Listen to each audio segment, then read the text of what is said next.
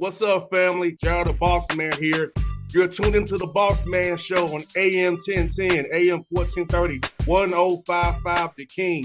Let the King out at 105theking.com and the Bossman Show at bossmanshow.com. Hit me up on Instagram, The Bossman Show, Twitter at Bossman Show, and Facebook, Bossman Show. It's the Bossman on your radio. Listen to the Bossman Show with your host, JR, Saturdays at 9 a.m. right here on AM 1010, The King.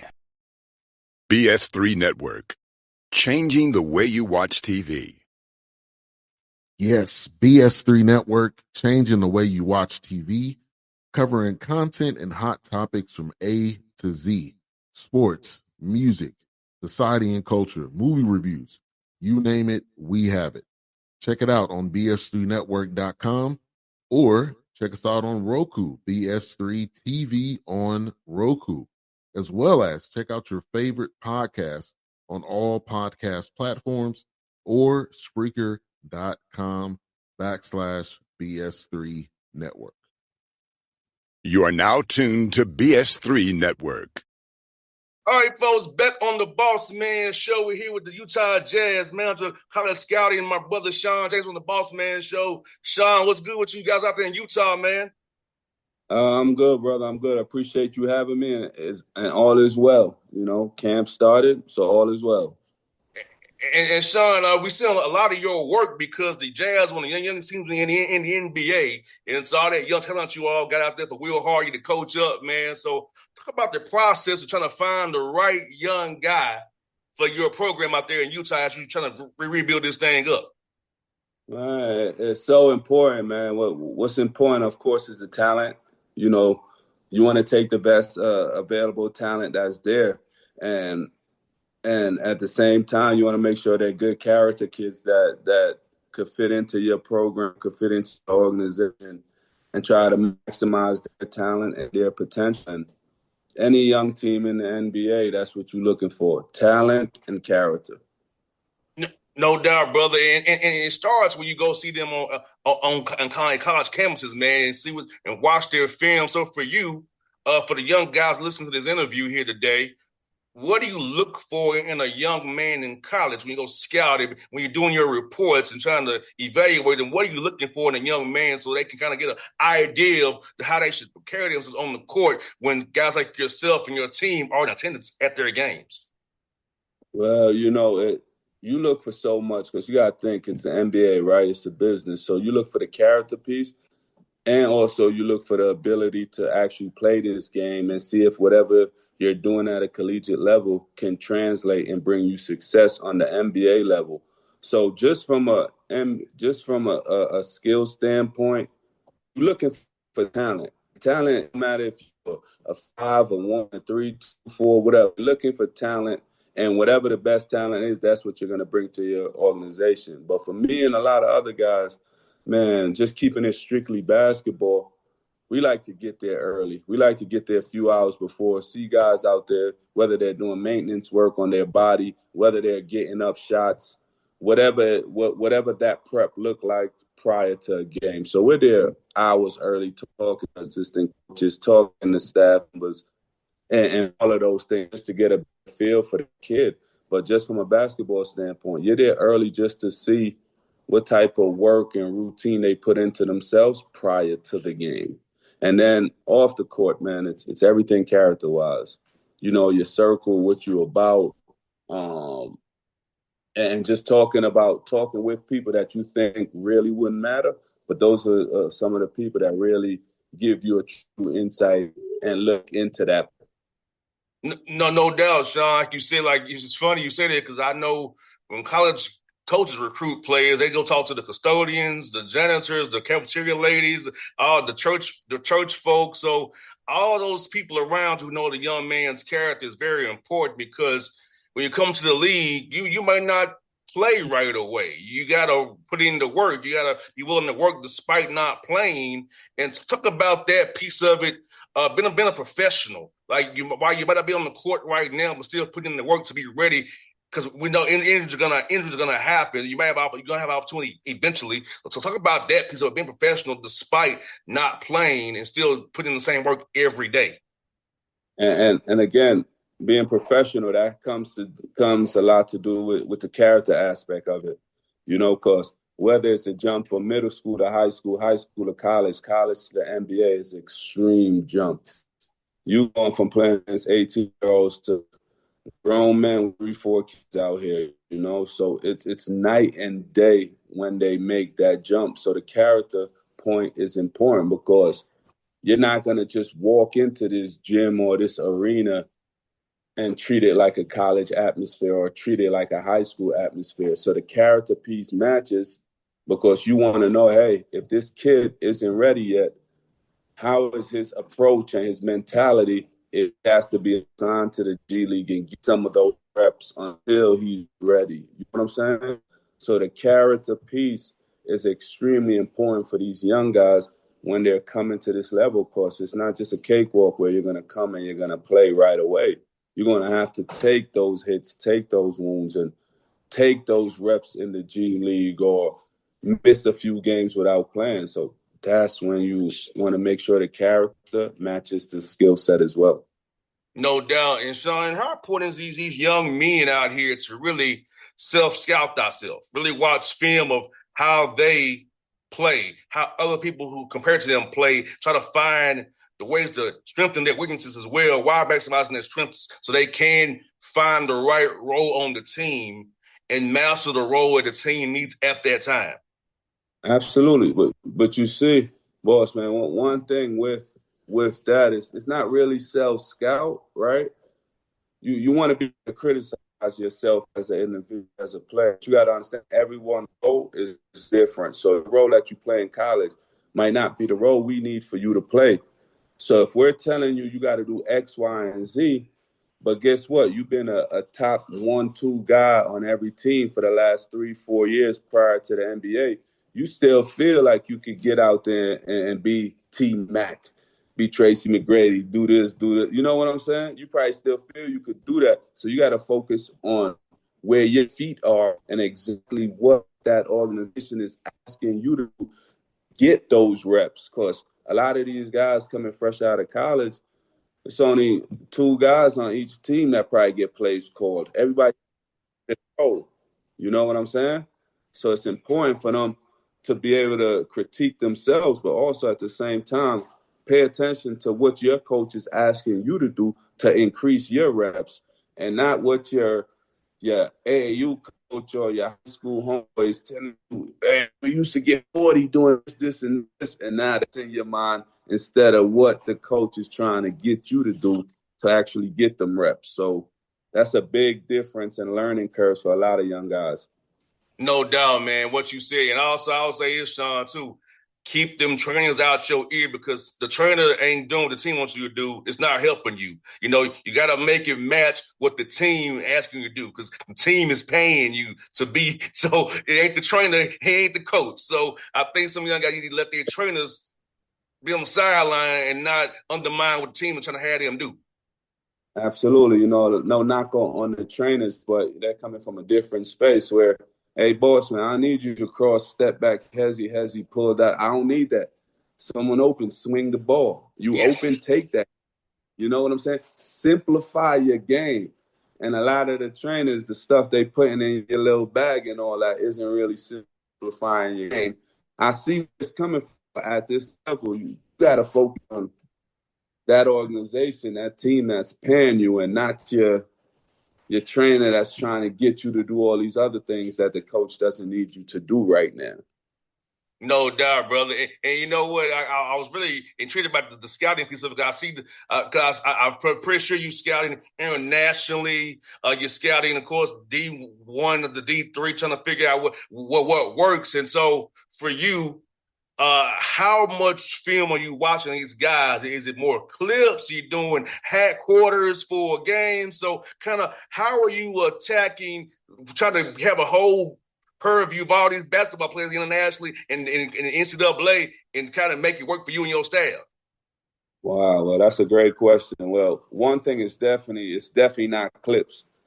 because you could watch clips all day and everybody look good. You know what I'm saying? It's definitely not clips. It's definitely not highlights because no one missing their own highlights. You know what I'm saying? So, Yes. and when you watch clips, you're not getting the full landscape of the game and how it flowed, how it happened, and all that. So for me, I'm big on watching games, the entirety of a game. So now, if I'm watching player X, I want to make sure I see him live. I see him X amount of times the full game.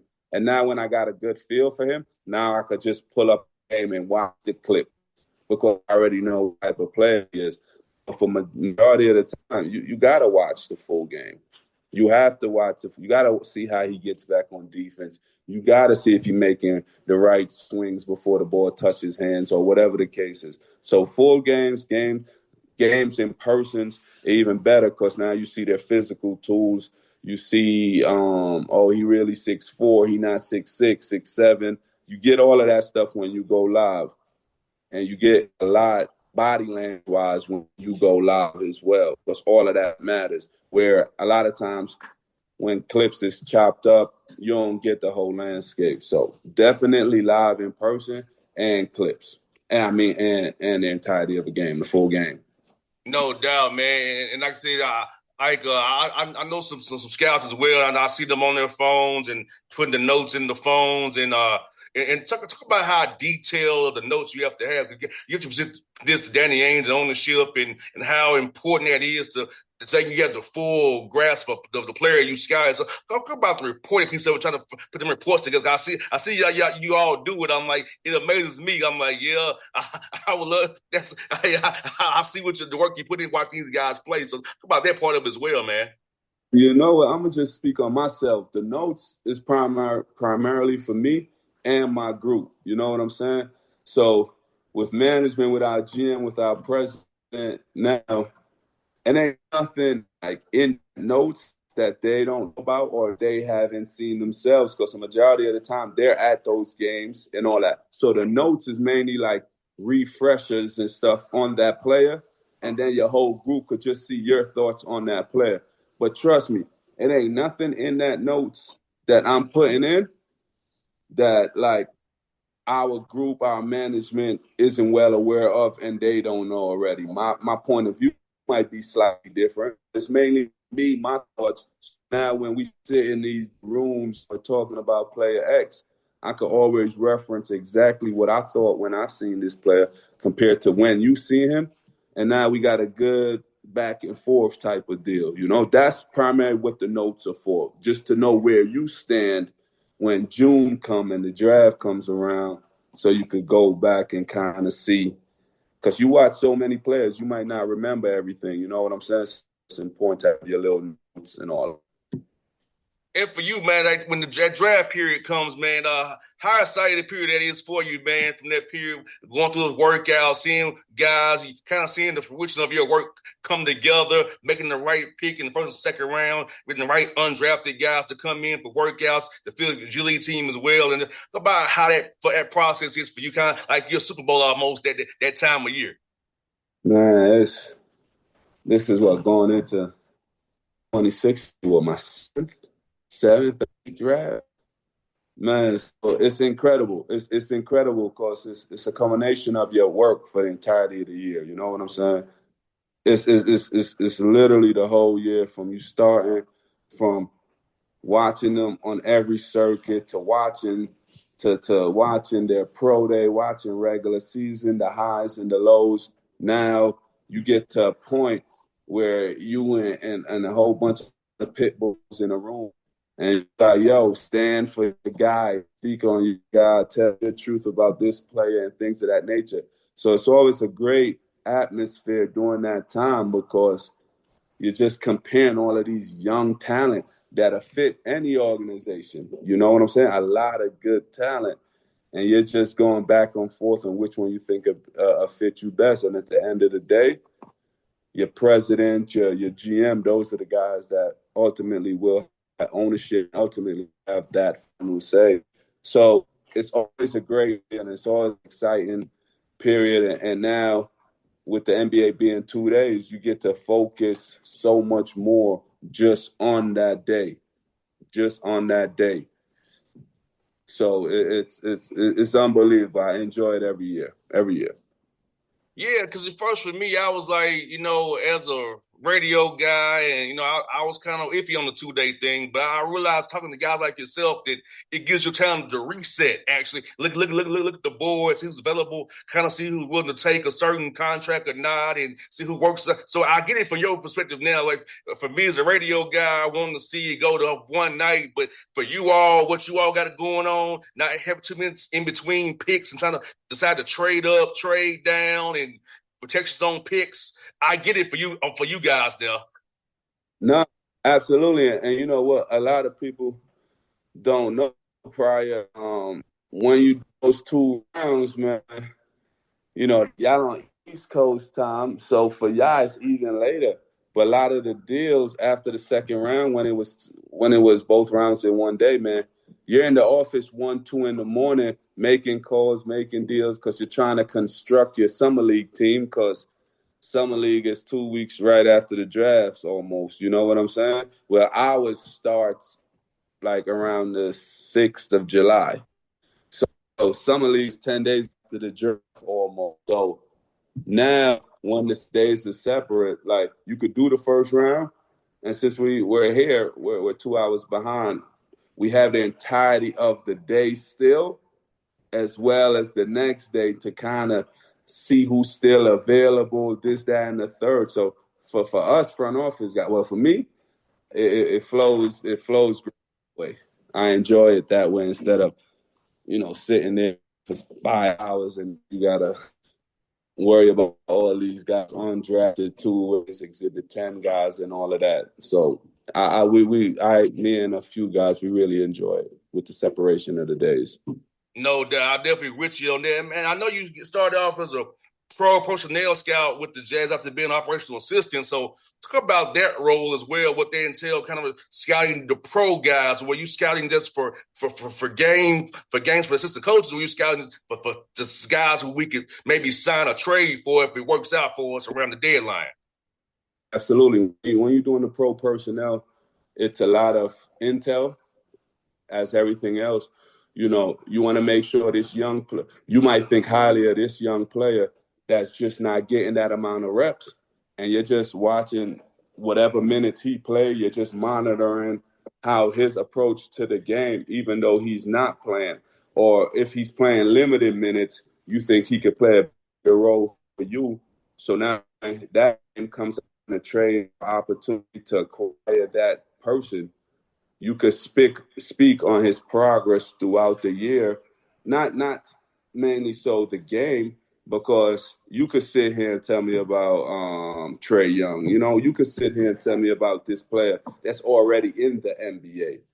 So it's mainly about how they would fit your program and how they was handling the ups and the downs of that season. And based on who you are in your season, if it's a veteran piece, get you over the needle that hasn't been pumped, or it's a young talent you feel could develop with your program more so, then you pay attention to that. That's mainly what the pro side is on.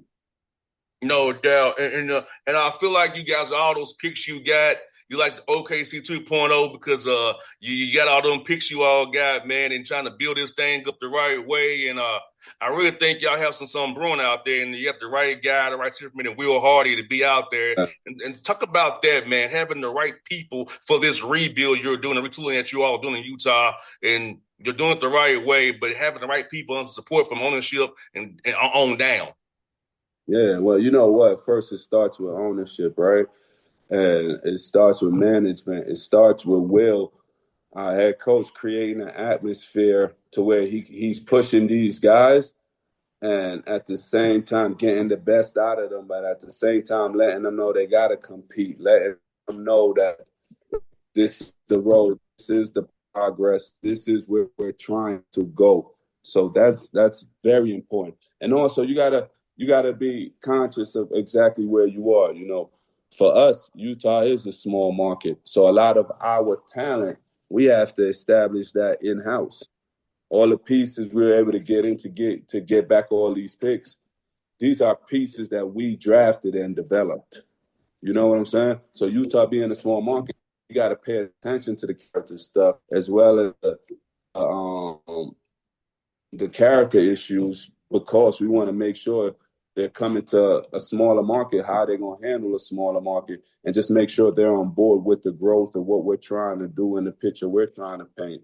So it's a lot, but I'm fortunate to be with an organization that's totally all in every aspect of it, development, growth, better of these players. So it's been good. It's been good for us. So situation, man. Nah, no doubt, man. You definitely got something brewing out there in Utah, man. And also been in Utah, it allows you to focus on your craft more than you would be living in Atlanta. I feel like you come to Atlanta or New York, where you from, or Houston, you get opportunity to get distracted by the outside noise. But in Utah, ain't much to do there but basketball and focus on your craft and get better. No, and that's exactly it. That's one of the benefits here, man. You at the end of the day, you're in the NBA. At the end of the day, you're traveling all the time. At the end of the day, a lot of these talents is coming from different states, whether that's where they went to school or just a different state in general. You know what I'm saying? They're coming from different areas prior to coming to Utah. So once they get here, it's strictly basketball, but it's not just basketball. Salt Lake City, Utah in general is a great place to be as a young person, especially trying to learn ropes of the NBA and be real. Like the longevity of this career isn't that much. So if you could come somewhere and you could really focus, the primary focus is basketball. It's not Atlanta where you got something to do from Monday to Monday. You know what I'm saying? It's not that. You come out here focus on your basketball. Of course, you could get in trouble anywhere, right? No doubt. Opportunities for that everywhere to enjoy yourself. But as a talent, you learn the ropes of the NBA and Utah has been a great place for that, not just to start their career, but to continue their career. No doubt. And since you play professionally in overseas, so talk about that experience in helping you when you scouting a young man, knowing that you've been in their shoes, you kind of know what it looks like. You played at a high level overseas, won a championship overseas as well. So, but having that experience when you're in the rooms talking, because you actually play at a high level overseas and been around this game a long time, when you're trying to sell a player and you talk to a player as well, or you give them some advice off the cuff, maybe. No, absolutely, because you gotta understand first, just from the European side, man, being over there for 10 years, I tell a lot of these young guys, man, if you make it to the NBA, you've always been on a trajectory, most of you, to where you're very good in high school, you're good in college, automatically the step mentally and with people around is the NBA. So a lot of times I just talk to them be present and understand where you are in the NBA, because I'm telling you, a lot of them, if the opportunity comes and they have to go to Europe, a lot of them will not make it in Europe. Europe is a different animal. You know what I'm saying? So if your path has always been the NBA, if you get there, you gotta lock in and do everything you need to do. Because you end up in the middle of Serbia doing 2-3 practice a day, out of sight, out of mind. It's not easy for a lot of them young guys. You know what I'm saying? You don't have mom in the home cooking right around the corner and all that, or she just driving to you. Nah. So you get an opportunity, as rare as that is with the NBA, young fella, maximize that to the full potential, because everybody ain't going to be able to go to Europe for 8 and 10 years. You know what I'm saying? So I try to paint that picture for them to understand where you are, because the other side, I just don't know if you're going to be able to be out of sight, out of mind for 9, 10 months and then come back for 2 and go back again. You know what I'm saying? Mm-hmm. So be present exactly where you are, because you go across the waters and it's an animal over there. Yeah, it's a whole nother level of basketball. I'll let them brothers understand. It's a whole nother level. And that's when you Bossman, you go to a place that don't speak English, your money ain't on time, you practicing twice a day, you 7, 6 hours behind, ahead of family. it could get nasty for them mentally. So I'm like, when you get this opportunity, like maximize this to the whatever them coaches is asking you to do, maximize that. Because if you can't do it here, you won't be able to do it there at all. No doubt, man. And for you, Shawn, like I know you come from Guyana, a great place, man, and moved to Brooklyn. So for you, when did basketball becoming something that you really got into, man, and that you said it's gonna make this my career, make this my passion? Wow, well, man. Well, that's a great question. My story, my path is completely different, man. I didn't start playing basketball until after high school. I was 17, 18 years old. So you speak on Atlanta, you speak on major cities. You know, I'm from Brooklyn, so that I was involved in a lot of stuff that was not basketball related. You know what I'm saying? No doubt. And being there, like whoever, a lot of times the best players was on the corner selling their little dime, their little nickel bag. So for me, I'm like, man, if he over there doing that and he better than me, what makes me think I could take it seriously? You know what I'm saying? My path is different. I started late, and I got forced into it. Met an amazing man, my mentor, rest in peace. He paid for me to go to a prep school, and literally that was it.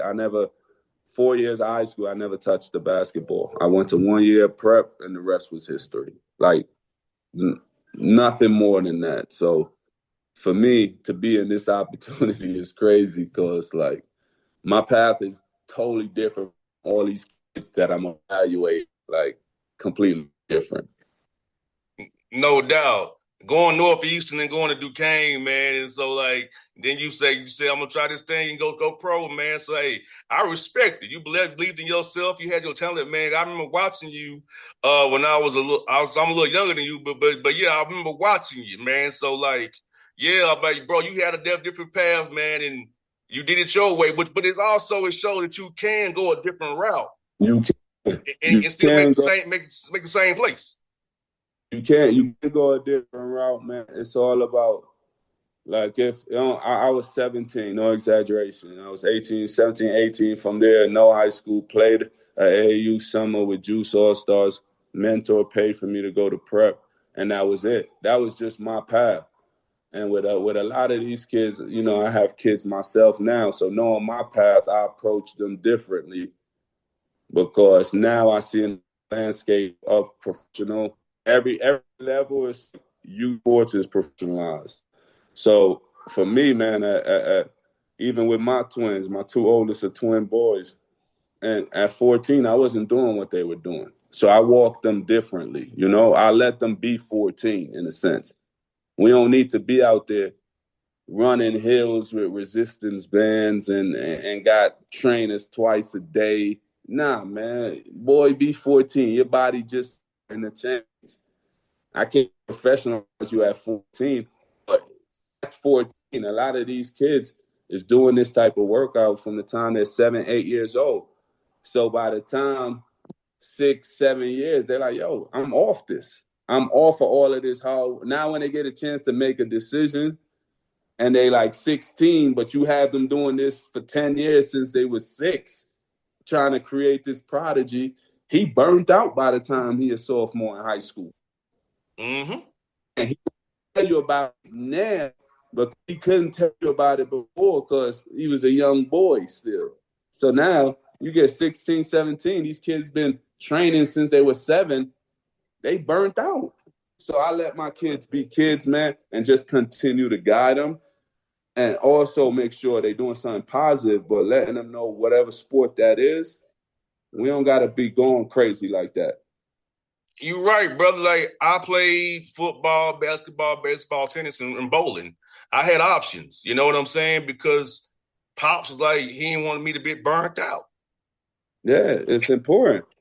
It's important. That's why you see a lot of these, not to go off track, man, but that's why you see a lot of these injuries in Yes. these kids, man. It's because, like, we out here training, running hills, resisting. Yeah, it might look cool when Steph doing all of this type of stuff, but that's a grown man.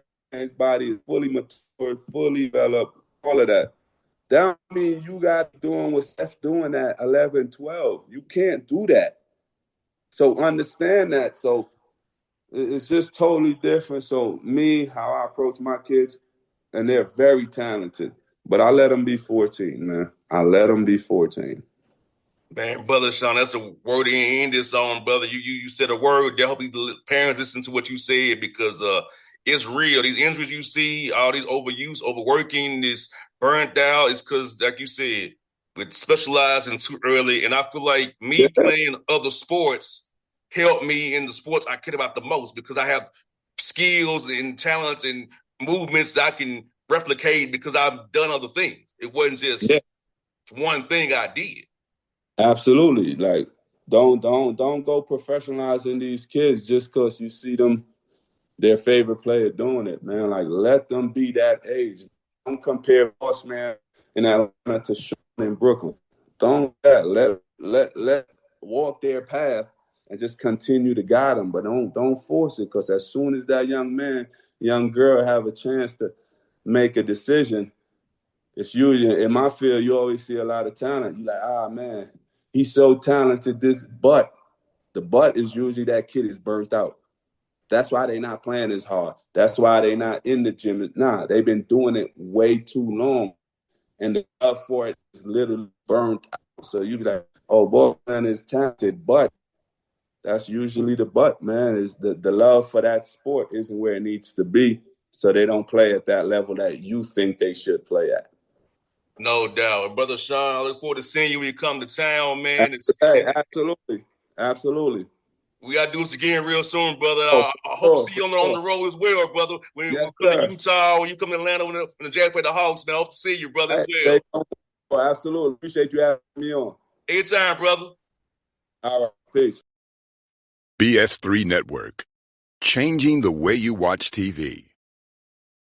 Yes, BS3 Network, changing the way you watch TV, covering content and hot topics from A to Z, sports, music, society and culture, movie reviews. You name it, we have it. Check it out on bs3network.com or check us out on Roku, BS3 TV on Roku, as well as check out your favorite podcast on all podcast platforms or Spreaker.com/BS3 Network. You are now tuned to BS3 Network. What's up, family? Jared the Bossman here.